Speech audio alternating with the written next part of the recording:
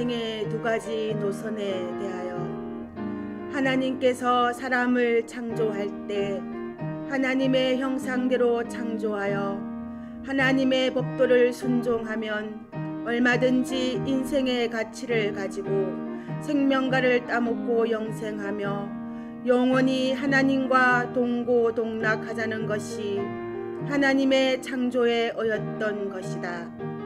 그러나 인생에게 두 가지 노선이 생긴 것은 다음과 같아.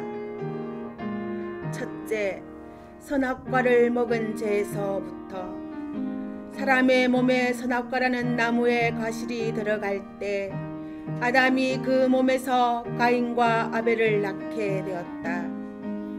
이것은 아담의 영은 하나님을 대적하는 악령에 잡힌 바는 아니요 하나님을 공경하는 사람이었지만 그 몸에 선악과의 질이 들어올 때 그 몸은 악한 자도 선한 자도 출생하는 열매가 나타났다.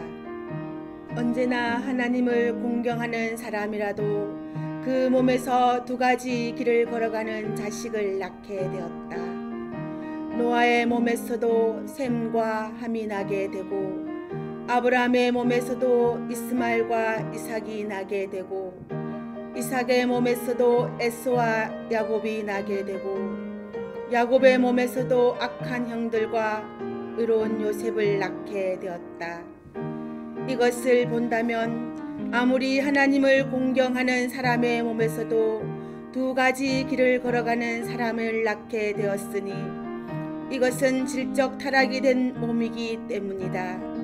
자기 한 몸을 가지고도 의를 행하는 때도 있고 악을 행할 때도 있는 것이니 타락한 몸이라는 것이다.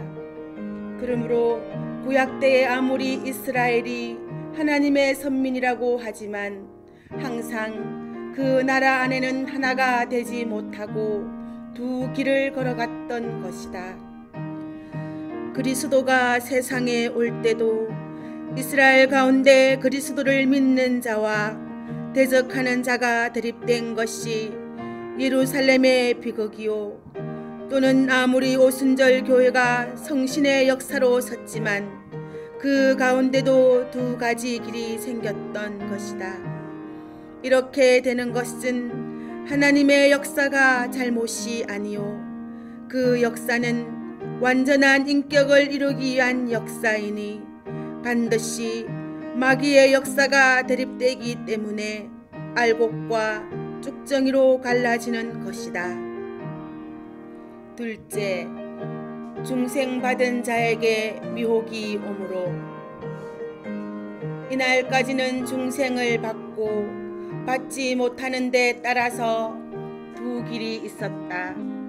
구약 때도 죽은 영과 생명으로 두 길이 있었고 신약 때는 세계 인류적으로 중생을 받은 자는 천국이요 받지 못한 자는 지옥이라는 두 길로 갈라진 것이다.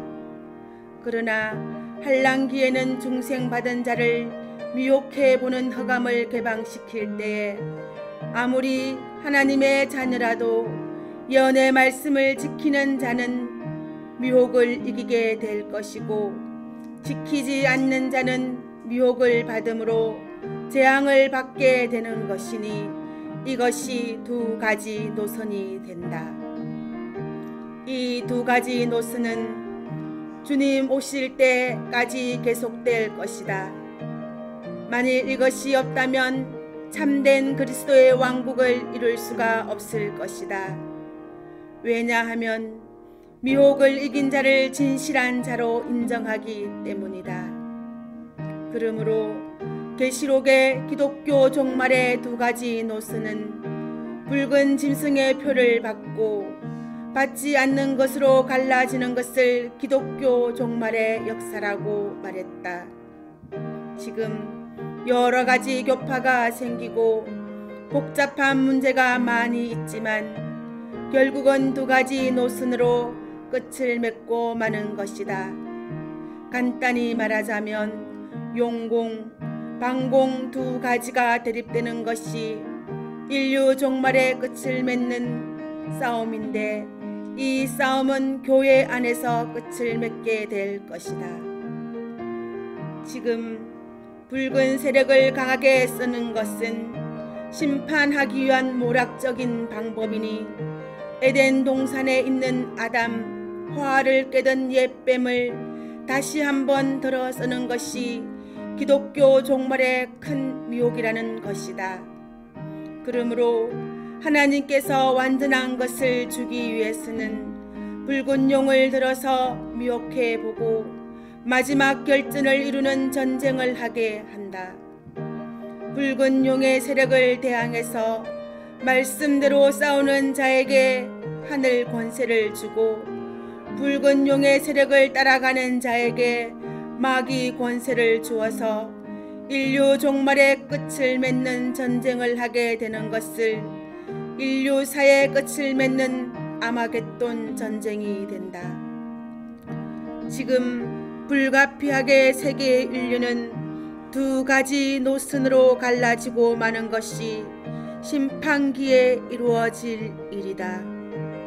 그러므로 새 시대를 이루는 심판은 붉은 용의 세력을 이겼느냐 타협을 했느냐에 의하여 끝을 맺는 심판이 온다. 이 심판이 있으므로 다시는 전쟁이 없는 평화 왕국이 이루어진다.